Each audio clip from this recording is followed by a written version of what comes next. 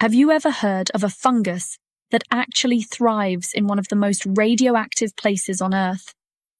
I'm talking about a pitch-black mold called Cladosporium sphaerospermum, and its story starts in the shadowy ruins of Chernobyl's infamous Reactor 4. Back in the late 1990s, Ukrainian scientists stumbled onto something mind-blowing. The reactor's inner walls were coated with dark, melanin-rich fungi, not just surviving but flourishing, right where radiation would fry almost anything else. And wasn't alone. There were over 30 other species of these dark fungi hanging out in the radioactive shelter, but this one was the clear top dog. Now, here's where it gets wild. Researchers began to suspect these fungi weren't just tolerating radiation. They might be using it. See, plants use sunlight for photosynthesis, but the idea here is radiosynthesis, using ionizing radiation as an energy source. The secret weapon? Melanin, that same pigment that gives us darker skin and helps shield us from the sun. A team in 2008 noticed something strange. When they bathed C. sphaerospermum in radiation, it grew even faster. The melanin inside the fungus seemed to shift gears, behaving differently as if it was somehow harvesting the energy. But before you picture a fungus powered up like a nuclear battery, science hasn't quite nailed down the specifics.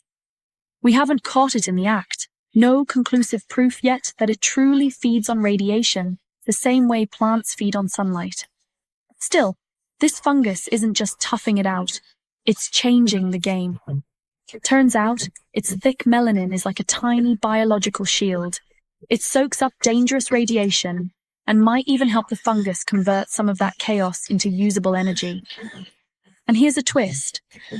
In 2022, scientists sent this fungus to the International Space Station. They layered it up and measured how much space radiation it could block. The result?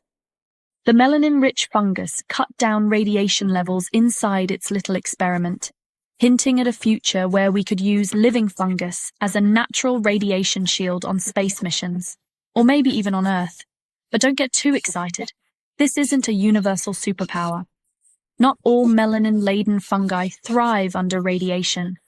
Some just toughen up, producing more melanin, while others don't benefit at all. So, is the Chernobyl fungus really feasting on radiation, or just surviving under intense stress? That's still up for debate. But one thing is clear. Life finds the strangest ways to adapt, and sometimes the most dangerous places give rise to the most unexpected survivors. Imagine someday packing a suitcase full of fungus to keep astronauts safe from cosmic rays. Sounds weird, but thanks to Chernobyl's darkest residents, it might not be science fiction for long.